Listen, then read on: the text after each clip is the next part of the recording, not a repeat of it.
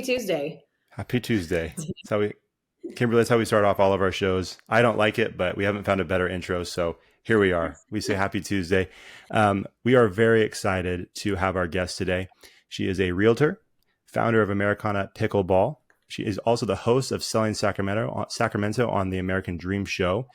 Um, she does so many things that I'm probably leaving out. And I honestly, going through your bio and kind of doing some research on you, I feel like you're the reason why companies like Linktree exist, because you have so many different things that you do, and like you can't just fit it in one link. So today we have Kimberly Prince. What's going on?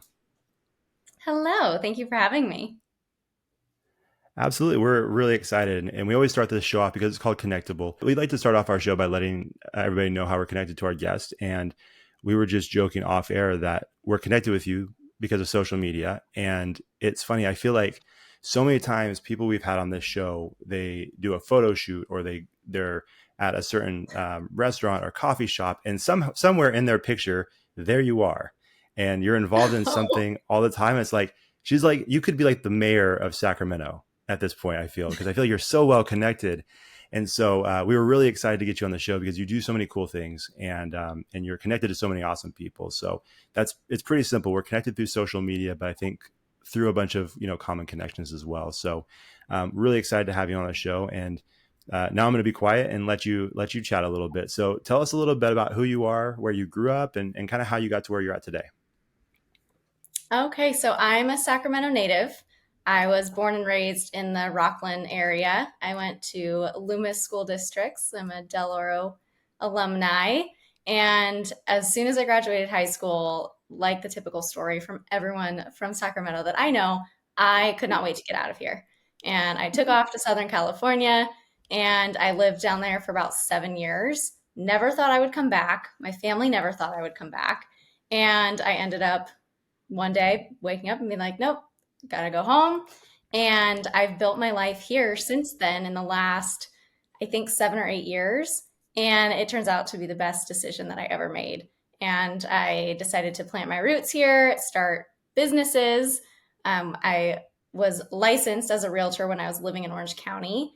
And when I moved up here, Nectar Juice Bar opportunity came along. And at the time, I was starting in real estate while the Nectar Juice Bar #1 in Midtown was getting built out, and then opened up Nectar in the heart of Midtown, which is like so special to me. The community down there, the neighbors, everyone, it's just so close to my heart.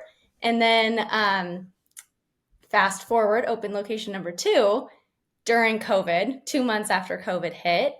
And a couple months after that, decided, you know what, I think I'm going to go back to real estate just to make sure that my employees are taken care of. I'm not taking any type of payment or income from Nectar, making sure that our bills were basically getting paid. So I got back into real estate, and things just kind of switched for me. And I realized, like, wait, before Nectar, I was super introverted. And it's so funny now that hearing somebody say, like, you could be the mayor of this city. I could not talk to a wall 7 years ago. I did not want to talk to anyone. I liked people, but I was very shy and observational. I was in the corner a lot, just kind of observing, not really in the mix of things.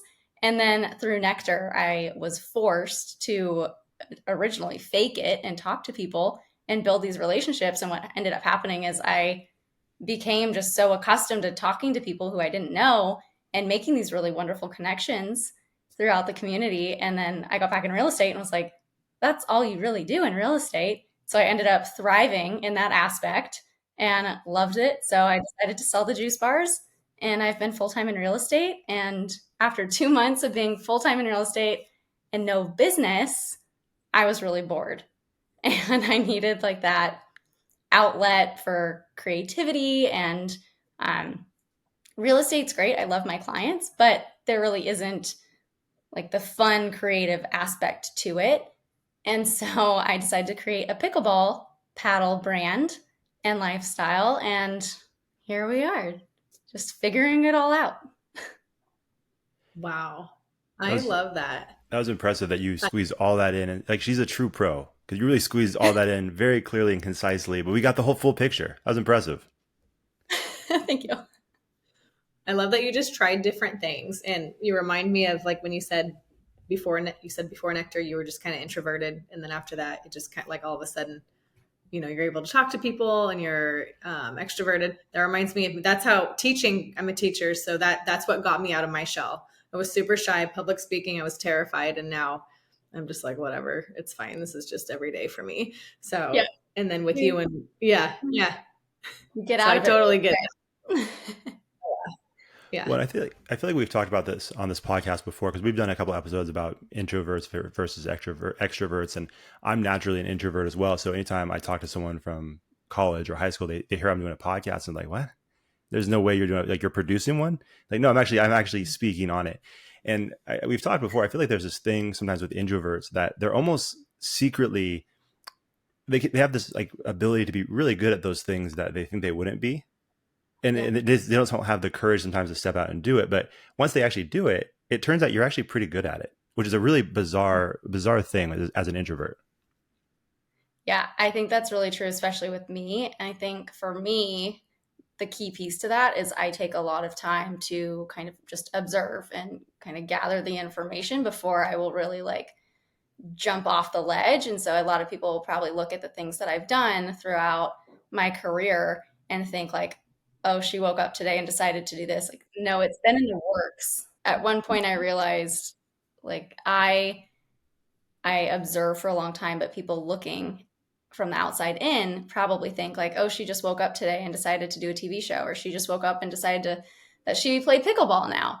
But the truth is, I actually do a lot of quiet research with like my really close sphere and kind of keep things close to the chest before I'm ready for anyone to know like what that next move is. And then I'm like, okay, now that I'm ready to go all in, now everyone can kind of know about it. So that's the point where people start seeing the journey and think like, oh, she just is doing this now. Like it's actually been in the works for a long time, but now I have gathered enough information to feel confident to go out and do it well. Yeah. That's I love awesome. that. Yeah, I love hearing Yeah. that too, and hearing kind of behind the scenes of the process because, um, again, something I've talked to people about before is that sometimes when you're working on something, whether it's a book or you're developing a company or any kind of project, it's good to have critique. It's good to have the group of people that kind of helps you sharpen whatever it is that you're doing. But there's some people that are so desperate for all these opinions that it becomes convoluted because you're getting like 120 different opinions. Like, well, that's not helpful. And then you have some people that are so introverted that are like, I'm not going to show this to anybody because I'm afraid of the criticism that comes with it, and I can't handle it, so I'm not going to show anybody. And then you're not getting that helpful criticism. So I love hearing that you have a very tight circle that you kind of run things by, you kind of develop the whole thing, and then you put it out there. Because I think that's so smart, and I think more people, should kind of have that tight circle that they can run those things by. You know what I mean? Yeah, and it's taken me a long time to build that circle. I'm lucky enough to have a family that comes from a business background. But as far as my friendships, as an adult friendship, I am super lucky that all of my friends are pretty much business owners and doing really big things, especially here in this city. And it's kind of funny when I started the Americana Pickleball brand, I started bringing it to these different people, and I was wanting someone to be like, what are you doing? Like, no, you just sold a business. Like, you don't want to get back into it. Or no, like pickleball's nerdy, or this is a bad idea, or it's not going to be anything. And not one person had something negative to say. And everyone was like, no, I think you have something here. And so it kind of goes both ways too, where it's like I was almost expecting someone to talk me out of it, and everyone encouraged me. And then I was like, well, shoot, now I have to do it. I love that. Well, it's okay to like bounce around. Josh and I talk about all the time. Well, at least I do. I love using the word evolve. It's okay to like just try new things and do something different. You don't have to stick with one thing for the rest of your life. I've tried different side gigs. I've bounced around and done different things, and I mean, my friends are used to it at this point. So they're like, oh, cool, Deb's trying this now. And I don't care who anyone thinks. So I'm just like, I'm just going to do it. So then that's totally okay. And everyone's going to have an opinion, of course. And at the end of the day, you're the one that's doing the research. Like you said, you're the one that's like put in all the work. You do all the behind the, curtain things that nobody else sees. Yeah. And that's, and that's the important part. And I think it's important for people to hear that too, because some people are like, oh, I'm afraid to try this, or I'm afraid to start this. I don't know anything. I don't know what I'm doing. But if you just start somewhere and then you find that you actually enjoy it, it could be worth it. So I think it's good. I firmly believe that most people don't know what they're doing, especially when they just start. And the people who are successful in things are the people that have been tripping and falling forward, and they have figured it out and gotten better along the way throughout the process. But a lot of people, especially in business, and I learned this operating businesses downtown, and I was very young at the time, and people would always make comments like, oh, you're so young. I was a little bit intimidated by that. And then I quickly learned like, oh, nobody else really knows what they're doing either. We're all just kind of figuring it out as we go. And as soon as I recognized that, it kind of gave myself this freedom to fail, or not necessarily fail, but to figure it out and accept that things aren't going to be perfect, and that you can evolve and you can readdress and redirect things. So as soon as I learned that, I was like, oh, nobody knows what they're doing. I can figure it out. Yeah, for sure. Well, I feel like you hear people talk about that all the time, right? Like the most successful people are the ones who are comfortable enough to operate in the uncomfortable times, right? And they just understand, like, hey, I'm gonna probably feel uncomfortable the majority of the time. I'm pursuing these dreams, and they're cool with it. Like, and they almost welcome it. You know what I'm saying? Yeah, you essentially become comfortable being uncomfortable. Right. Yeah. Right. You just get used to it. Yeah. So the pickleball thing is huge right now. And so I imagine the reception was pretty good, but like when you first launched that and you put it out there into the world, I mean, what was the reception like, and what was that feeling like when, people really grasp onto what you were doing? It was really exciting. And just like how I had brought it to my close circle, everyone else, when I expanded that, was really excited about it. But to be fair, I also think this too, like it is so random, and the reaction is like, this is amazing, but like, what? Where did it come from? And then if they've played, they understand, or if they try it out, then they understand. But the overall reaction to it was so positive. And I think what made the biggest difference in that is really taking the time to build the foundation of the brand with the marketing and the branding, and honing that in on our brand mission and our value statements and vision. Honing in on that is what made the difference, as I believe, for it to be so well receptive to people. Yeah, that makes a lot of sense. Yeah, and it's like I said, I feel like all these parks I go to now, every tennis court has the pickleball setup now. It's such a popular thing. Even, I mean, I'm a huge, San Francisco Giants fan. I think it was last year they started doing like a pickleball thing on their field, like on one of the, off days. And so it's really exciting. So I love following what you guys do, because and again, it's fun because I've seen people on this show, like our friend Aaron Salvetti is, I believe, was one of the people that you use as a model for your pickleball stuff. And I think Cody Allen, who I know from other podcasts that I've done. So it's like, it's fun. Even just for that, it's fun to see. It's like, oh, I know that person. Oh, I know that person. Jace Angelo. Like, all these different people. It's just fun to see. Yeah. That's one of Deb's favorite boxing instructors. Oh, he's the best. I could do a whole podcast talking about how incredible he is a human We could being. too. And I've said this before. I hate to keep calling Jace out. We've tried to get him on the podcast before, and he keeps dodging us.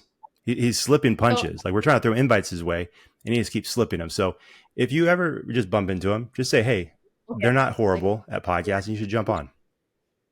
Yeah. That would be great. But yeah, no. Yeah, so no. Oh, go ahead. Sorry, Deb. No, I was just gonna say pickleball is huge right now. Like, even in one of my units for my PE kids, we took tennis out and we replaced it with pickleball, just because everyone's doing it and it's fun. And yeah, so I think that's a brilliant idea to do a product in that area. So Yeah, the barrier to entry is so much easier than most sports. And even when it comes to tennis, the learning curve is a little bit less because it's smaller, it's not as big of a backhand or big of a motion. So the barrier to entry is pretty simple. yeah. And forgive me if you've already answered this question. Now, were you like a big pickleball fan before you started the brand, or was the idea of the brand kind of what really got you into loving pickleball? So a little bit of both. And it's so funny that we were just talking about Jace. He actually is the one that introduced me to pickleball initially, and he's the one that taught me how to play. Oh, And nice.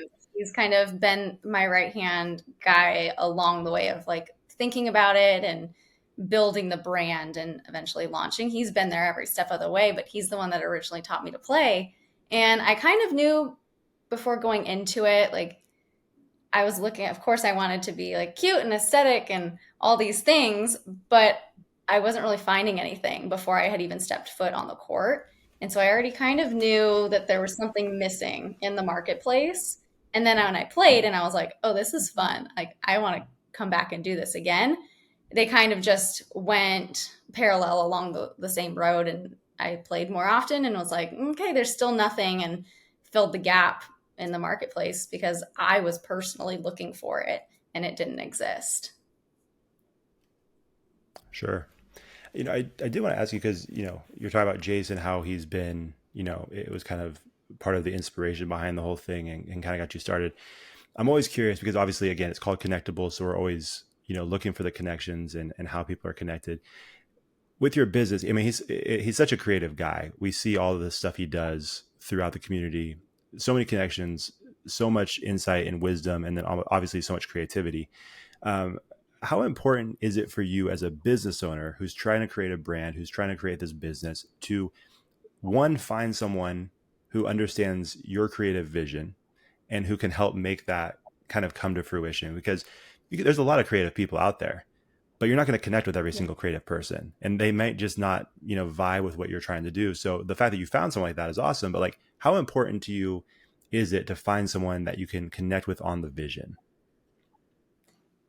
It's imperable. Like, it is one of the key components to, I think, finding success and also being able to ride out the road of entrepreneurship, because it is not easy. It's not for the faint of heart. And having somebody by your side who gets the vision, who can, cheer you on and remind you why you started and where you're going is so important, because there are many days where you are just like, forget it. This isn't worth it. This is too hard, too much pushback. It's too much money. It's too much time. There's so many different things that come up throughout the building a brand or a business that it can be overwhelming if you don't have that. And I think for me, I have that in so many different aspects of my life. I have it in my friendships. I have it from my family. I also have it in my relationship. And he also understands, like, okay, some seasons of life or building a business that's brand new require different things. And you can be supportive in different ways through that. So I think that for me, one of the biggest blessings I've had throughout the business journey is having people who understand the process and are willing to give me their input or, what they're seeing, because I'm in the weeds, I'm in the thick of it. They're able to remove themselves and look from the top down and say, hey, like, you might have a blind spot here. There's a really big opportunity, or you don't have time to do this, but I have a connection. I'm going to help you get there. So it's imparable. It really That's is. awesome. Yeah. Sorry, Deb, I have one more question. I don't mean to just like try to dominate all these questions, but I do have a question that I've got to ask before I forget this. It's a dumb one, but one of the big things that we do on this podcast is pet peeves. We've done a multitude of pet peeve episodes. We do like a top 5 pet peeves, and then it's turned into like 6 or 7 episodes of pet. We have a ton of pet peeves. So if we're looking at pickleball specifically, when you're playing pickleball, when you're on the pickleball court, what is like your biggest pet peeve for anybody who's playing, or maybe someone who's like on the side waiting to get into a game? Like, I'm sure there's something out there. Like, what is your big pickleball pet peeve? My biggest pet peeve, I'm trying to think of a nice way to say this, but it's a community Ooh, this is sport. good. And kindly Kimberly, I'm trying to stay on brand here. But Well, yeah, we'll see how it's true such that a really is. community. Go ahead. This is why it's a pet peeve, because people aren't kind. So it's such a community oriented sport that sometimes you'll go to courts and just having it not be a welcoming environment. Everywhere I play and everyone I play with, if there's somebody new, like it's very clear how it works. Like, yeah, we're going to rotate in, or like you put your paddle here and you'll get called up when you're ready. I've just had some bad instances of different communities in the pickleball world where you walk up to a court and there's one person there, and you show up with your partner and he's like, oh, I'm saving the court, my friends are on their way, and we're like, oh yeah, they're not here, and they're not going to be here for 20 minutes. Like, just being courteous on the court, and aware that there are so many more players in this sport than courts that are available right now, and it's something that we all need to be aware of, and there's no reason to not be nice and inviting. So my biggest pet peeve is when the community is just not welcoming. But overall, the community is amazing, and that's why you can really tell when something isn't aligned, because you're like, where'd you come from? Because that's not what we're about, type thing. Sure. Man, you put that very kindly. I have to admit. I would love to know what the worst version of that was, but that was very diplomatic. Well done. You can tell who the newbies are when they don't know the etiquette or like the rules and stuff. Yeah. You do a lot of things, Kimberly. What keeps you more busy? The realtor stuff or the pickleball stuff? Or I see that, you do, the TV show, like you do so many things.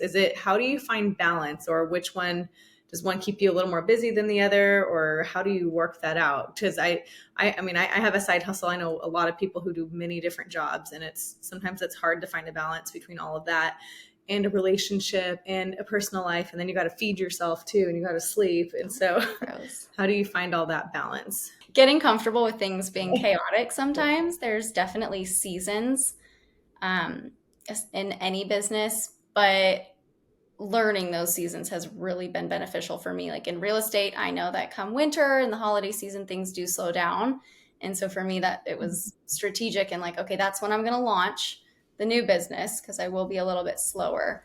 But then also being flexible and knowing that sometimes the seasons are going to come a little bit early or a little bit late. For instance, the real estate industry just kind of, for me, popped off in January, and I wasn't expecting it quite yet. And it has taken 100% of my attention for the last 2 months, which is great. That's where I make my income right now, right? So my business isn't necessarily generating the profit at this point, but real estate is what's keeping that afloat. So being busy here is great because it makes this sustainable. And I think flexibility has been the one thing that is what keeps me sane at the end of the day, because if I'm like rigid in my schedule and I'm like, no, it has to be super structured, I can't do it all. So being okay that some days you're not going to pay attention to this and you're going to be all gas on one, but yeah, being flexible and just knowing that you're never going to have any schedule that is perfect when you have multiple things going on. Don't let it wreck your day, because your day is going to get wrecked. Yeah.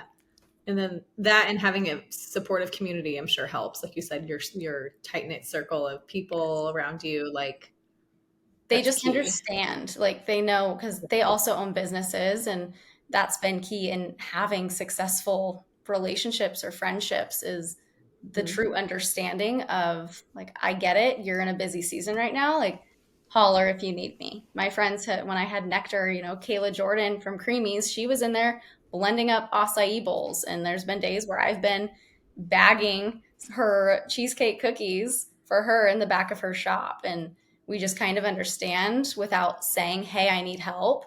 If we're there and we see a need, we just automatically fill it, because that's how our business brains work. And it's like, I got you, it's fine. So taking care of each other is really helpful.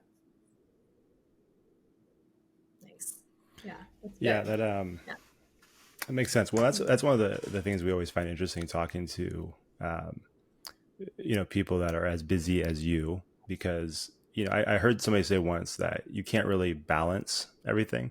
Like it's impossible. So really, it's how you manage all the different things that you want to do. And it seems like you have a really good handle on that, which is awesome, because I feel like some people that would juggle as much as you do would lose their mind at some point or burn themselves out. But like you seem to have a really good handle on it, which is awesome. And I think it's probably a really cool thing for people that are maybe considering doing something similar to you, or even like a half of what you do. Um, because they can see it can be done. It's just a matter of putting everything in the proper perspective. Yeah, but it hasn't always been that way. And there's been seasons where things were completely out of whack. I was completely burnt out. And because I experienced that, I was able to, it's a big reason why I sold the juice bars, because it was not manageable to have really anything else going on, especially a personal life. And I learned from that business, okay, I will never repeat this type of lifestyle in any other business going forward. So I've been very strategic in implementing different things into these businesses and how I'm building them to make sure that I can avoid that, because I've experienced burnout. I still experience burnout occasionally. Like even right now, we're so busy. I feel like I'm underwater with multiple buyers and transactions and all these things going on where I'm like, wait, what are we talking about? But if you put the systems in place and you implement them, you get better over time. And so again, this is something that when I started, I was just failing forward. And now I'm like, ooh, I know how rough it can be. Let's do the things early on that take time to implement. And they're annoying to sit there and work on the business instead of in the business, but it makes all the difference in how you operate when you are busy. Yeah. Well, all of that being said, we appreciate you being on the show even more, knowing how busy you are and actually having the conversation with you and hearing how busy you are. We definitely appreciate you, taking the time to do this. It really does mean a lot. One of the things I'm curious is that so much of what you do, and like I said, the reason why we got connected to you in the first place is through social media. And I'm always curious, like, do you enjoy social media, or is it something that's like, I've got to do it, it's part of the job, I've just got to suck it up because this is how you build things, or is it something that you actually enjoy doing? So a little bit of both. It's Okay. definitely changed over time, and how I utilize social media has changed over time. I It's a love-hate relationship. I am good at it and it comes easy to me, so it isn't something that I get frustrated with, but the upkeep and just staying up to date with these notifications that are going on, it can get really overwhelming sometimes. But I tend to think I do enjoy it. I look at most of my best friends in the area, and we all met through social media in one way or another. And I have a lot of friendships, a lot of networking that's come from it. 90% of my real estate business comes from social media. I do not pay for any type of marketing. And up until recently, when I wanted to choose to expand, but up until this point, I haven't paid $1 for marketing, and I've used social media. So I love social media because if you, again, use it as a tool and you're authentic and genuine and you attract like minded people and like minded energy, it is a wonderful place. I will say that there are corners of social media that they rear their head and it's super ugly, and I just try to stay away from that. And even if I have a home tour that goes viral on my page, the comments turn so nasty, and I just get to the point where I'm like, you guys, you're on Kindly Kimberly's page, this is not what we're about. You're talking about a house, like, you love Lincoln and you hate Lincoln, and now you're like feuding each other, and why? So I see a little bit of all of it. But if you use it correctly and you kind of tune out the nasty stuff, I think it is a really great tool, especially for business and friendships. I was gonna say, I can't imagine arguing over a house, like a beautiful house. Like why? Like a The baseball, viral video. Some people were real mad about the baseboards. I mean, first world problem much? Like, that's insane. I just can't. Well, and like you said, I mean, your handle is kindly Kimberly, and just in the 30 minutes we've been talking to you, you're a very kind person. Like we get comments sometimes on YouTube, kind of makes sense. Like we've said some stuff on here, I get they're right to make the comments, but on your page, like you know, what I mean, it seems Well, crazy that would be the place for it. You know what I mean? I mean, I also Crazy. am the queen of sarcasm, and I kind of shot myself in the foot Well, with my okay, Instagram handle. So, kindly there you Kimberly go. isn't because I'm this kind person. It actually came to be because that's how I would like sign off on my emails. And then everyone expected me to be just like this little peach and like a little tiny happy go lucky thing all the time. And I was like, no, I actually can like, I'm really sarcastic and very dry sense of humor. So then when people see that side, they're kind of like, wait, what? But that's how I There you sign my go. I emails. love that. That's These pretty are kind of good. people. Yeah. Yeah, Yeah. I is was, the like pickleball trash talk also sarcastic as well? Or are you a trash talker? Yeah, so here's the thing with pickleball. I'm like the coach, not necessarily the player. So when I get out there, like I'm not the best of the best out there. I have the Okay, business and I love the sport, but I can also get my ass handed to me on the court. And but I will say the very first thing I learned about the sport is my boyfriend and I will go and play singles against each other. And if we have played on the same team in doubles, like that's where most of the trash talking is coming in, where it's like, okay, rule number one for a healthy relationship, do not play on the same team when that's a it good comes to point. pickleball. But that's where my trash talking comes in. But he can still kick my butt in it, and I'll still talk trash though. That's it's great. funny. That That's would be a great. surprise. Like I'm sure you get that a lot where everybody's like, "Oh, she owns a pickleball company. She probably will destroy us." And then if you're saying that's not necessarily the case, yeah, that would be a little bit of a surprise, I'm sure. But that is good advice though, for anybody who's out there who plays couples pickleball. My wife and I have not done that yet. Um, she's also a PE teacher, so I'm sure she's better than me at that, just naturally. I Yeah, haven't played pickleball since I was in it's eighth grade, so it's been a minute. And so I'm going to keep that in the back of my head though. If we play together, no trash talk. play. Yeah, you can play each other. That's like the secrets, like sauce right there. Like play singles against each other or doubles and be on the different teams. Then it's really fun. Interesting. Which you would think would be the opposite, right? Like if you're playing against each other, that it would get like nastier, and then when you're on the same team, it's maybe a little bit calmer. But interesting. These are good notes. We I'm might do taking a lot away from this, that. like from like relationship perspective. Yeah, Yeah, kindly Kimberly's relationship advice. we can do that next time, and maybe next time the connection won't be as bad if you choose to come back to this No, podcast. This has been awful. We apologize. that's okay. We could totally do this again. I would love to do it again. But yeah, Okay, nobody we wants may my have to. relationship. I promise. Yeah. Nobody. I'm gonna be respectful of your time. We're about halfway through.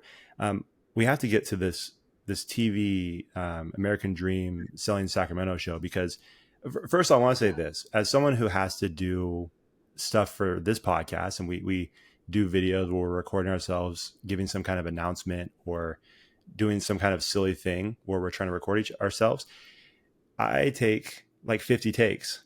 And so seeing some of your stuff recently where you're out there, I saw the blooper one. So I know you're human, but at the same time, I'm like, you are pretty good at it. So like good for you that you're able to do that as a professional host. But anyways, all that being said, how did this whole thing come about? How did you get the hosting gig?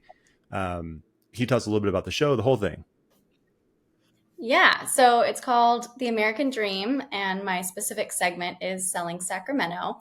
And it's this unique type of network where they take realtors in all the major cities across the nation and have made them hosts because the whole thought process behind that is if you are a performing realtor in your city, you know all of the places to be, you know the lifestyle, you know where to go to eat for date night, the parks you want your kids to play at. Like, you are the digital mayor of that city. And who better than to highlight what's so amazing about your city? So it's hosted by all realtors. And I was lucky enough to have a wonderful friend in Southern California and actually another friend in Arizona who are both hosts in their cities. And they just referred me. I have a little bit of experience in camera work, photos, video type things. So they referred me and I learned more about it and decided to kind of jump in without knowing too much about it.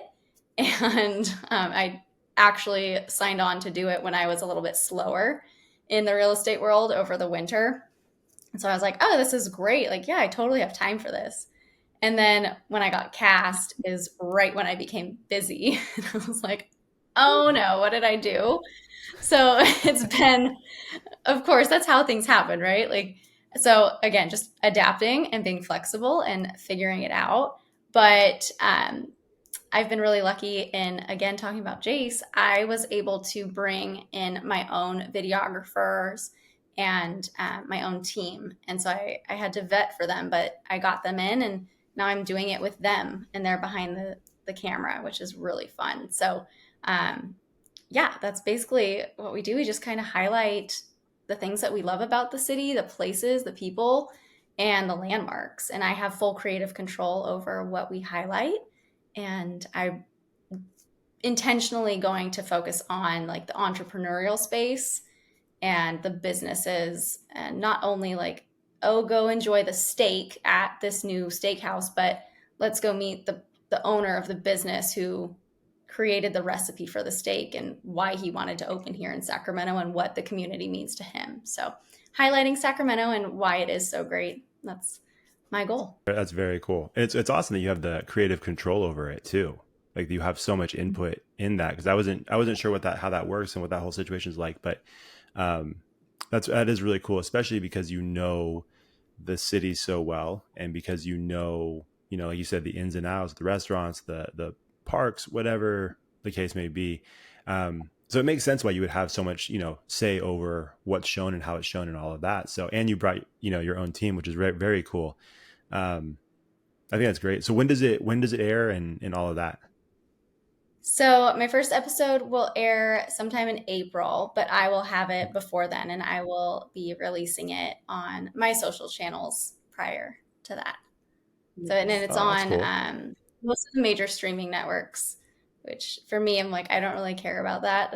I'm more so doing it just to connect with the people in the city and bring value. Again, like social media is my tool for connecting with people. So highlighting what I'm doing on the show on social media and making connections through there is the goal for me. And like, yeah, it might be on streaming networks and stuff, but my plan is to put it on social media.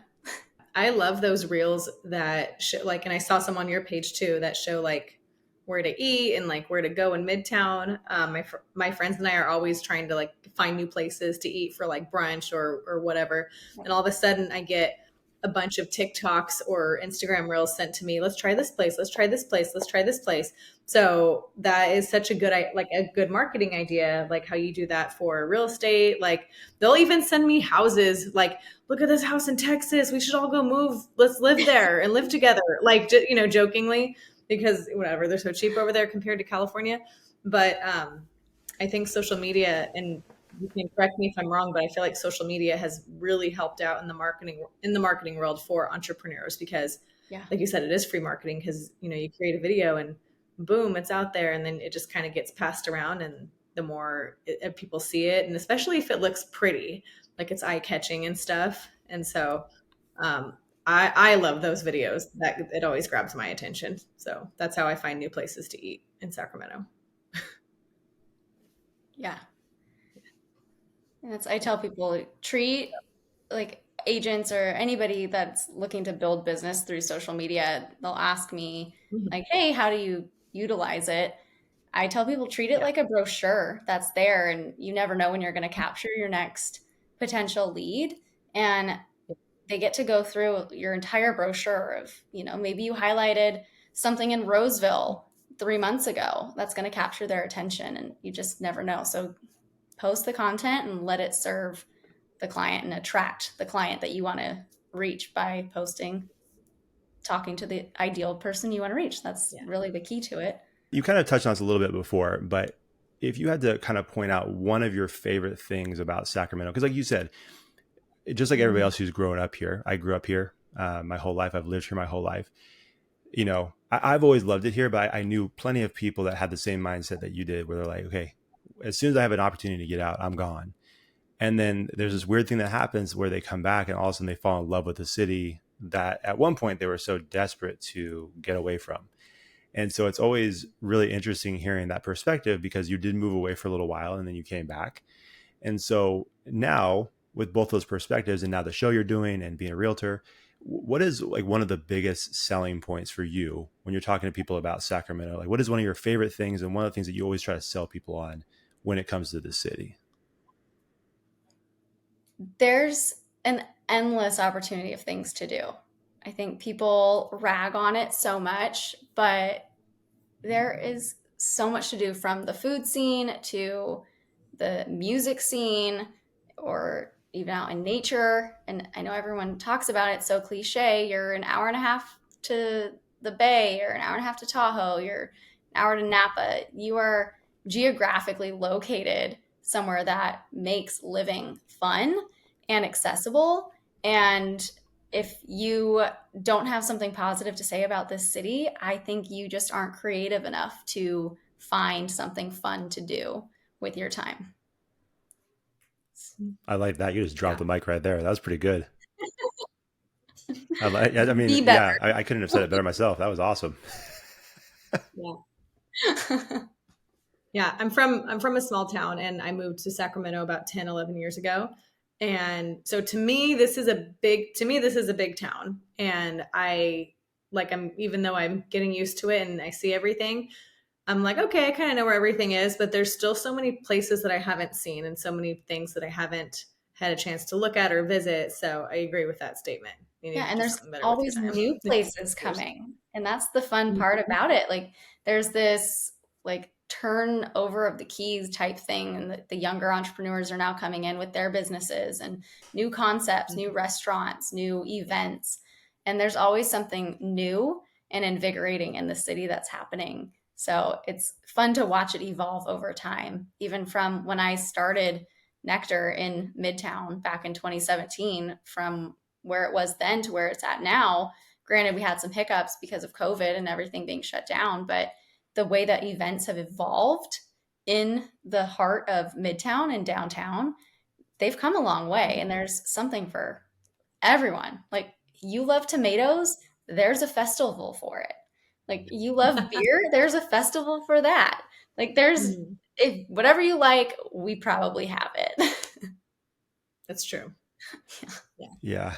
Well, and it's been cool too, especially since doing this podcast. There's, so many people that have been on the show from different walks of life, different, skills and expertise. They do all these different things, and it's really cool how everybody seems to support each other, and people that have nothing to do with it. We've had people that do fashion on here, that on Instagram, you'll see them supporting a local coffee shop, and then a local coffee shop is supporting someone who owns some kind of business up the hill. And it's just like, it doesn't really matter what the business is, but there seems to be this sense of community amongst everybody, and everybody has the support. And like you said, they're more than willing to say, hey, if you're looking for X, Y, or Z, I know the people that you should connect with. And so I love seeing that. Like I said, I think specifically since doing this podcast, we've really, felt that from different people. And I mean, you're no exception. You're very much the same way, which is cool. And so it is fun, again, growing up here, hearing so many people talk about how rough this city is to live in because of you can't do anything. It's cool seeing so many people now that have a polar opposite perspective. I mean, I think it's good for everybody in the city. So definitely appreciate what you're bringing to the table.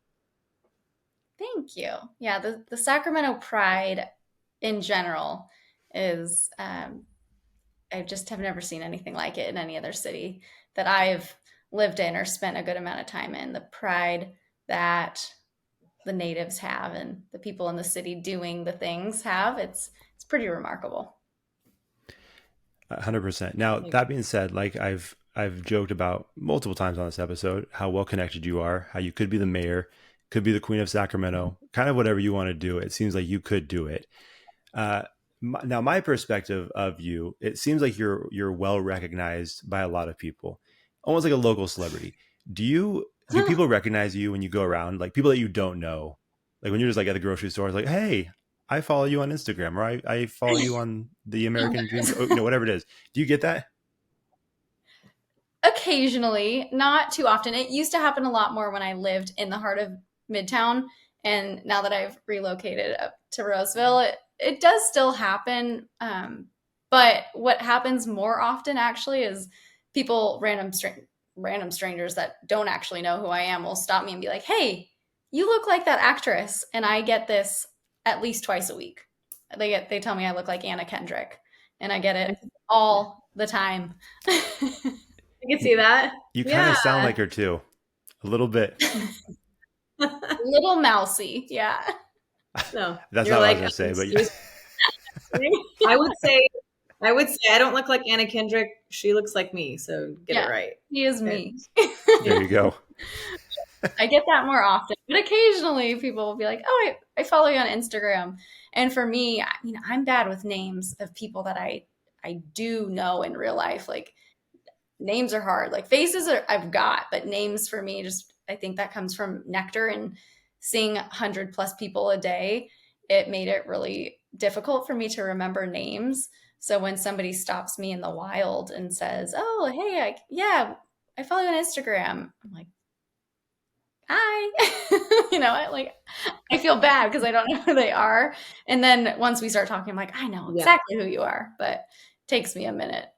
I need like Instagram names, not like their real life name. I've always thought it was weird when people, say something like, hey, I know you. And then they put the person on the spot, and you can tell the person doesn't remember you, and they get offended. It's like, is it really that big of a deal? Like, there's a lot of people in this world. You know what I mean? And also, I mean, it's just me. I don't get offended. Like, if I don't have these on, I could know it could be my mom, and I'd be like, I don't see you. Like, no.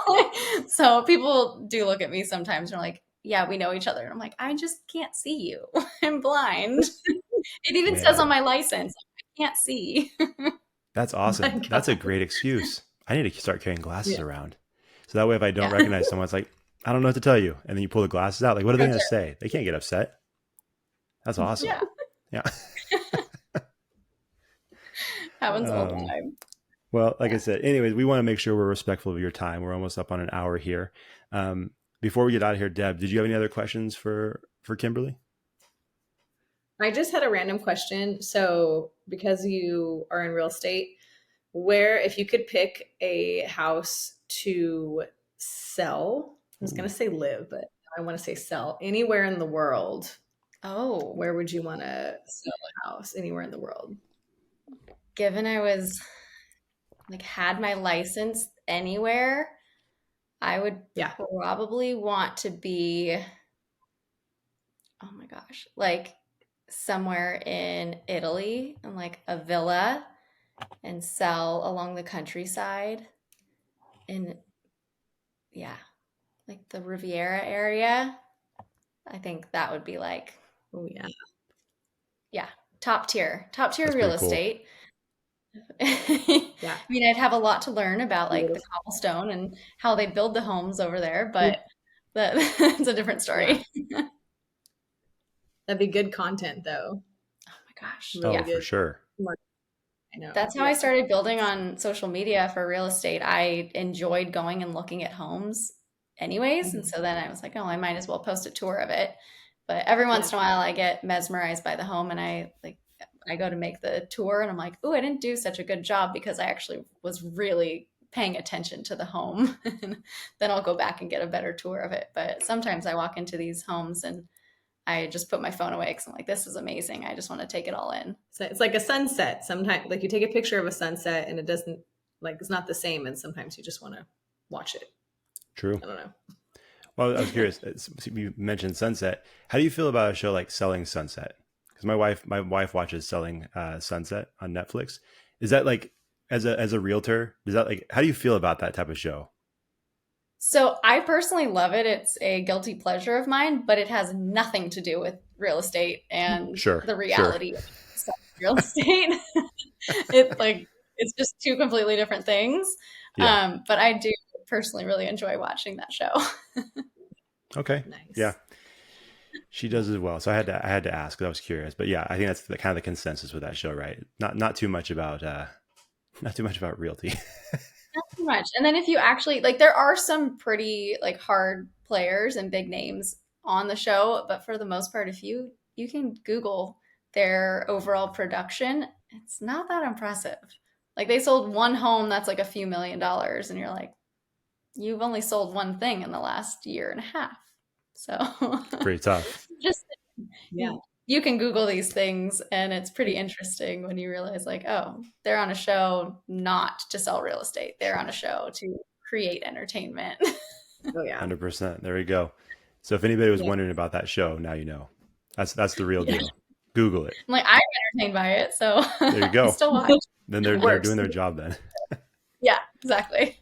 Very different than my show. I got a sense of that, yeah, from the trailer or from the video that you posted on Instagram. It did seem like it was a little bit of a different show, but yours seems much more interesting. I've got to be honest. So A little bit more real. well, this has been a lot of fun despite all the technical issues, which we do apologize for. But before we get out of here, where can they follow you? Websites, social media handles, all those different things.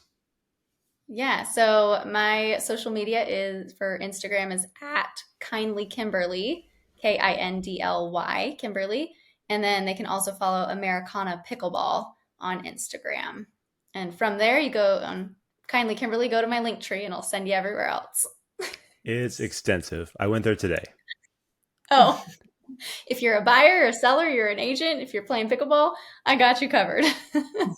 It's pretty impressive. I was not joking earlier when I said she's the kind of person that they created Linktree for. So it's very impressive. But make sure you guys go follow Kimberly and everything that she's doing.